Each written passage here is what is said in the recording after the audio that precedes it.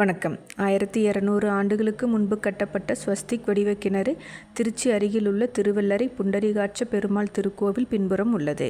இந்த ஸ்வஸ்திக் கிணறு கிபி 8ஆம் நூற்றாண்டில் பல்லவ மன்னனான நந்திவர்மன் காலத்தில் ஆலம்பாக்கத்து கம்பன் அரையன் என்பவரால் கட்டப்பட்டது.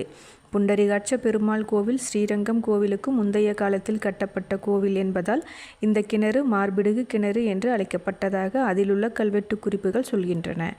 இந்த கிணற்றின் மேற்புறத்தில் ஓரத்தில் சிவலிங்கம் ஒன்று உள்ளது. அதன் எதிரில் பெரியதும் சிறியதுமாக 2 நந்திகள் கால்களை மடக்கி அமர்ந்த நிலையில் காணப்படுகின்றன. அதன் அருகில் பழங்கால தெய்வ திருமேனிகள் காணப்படுகின்றன.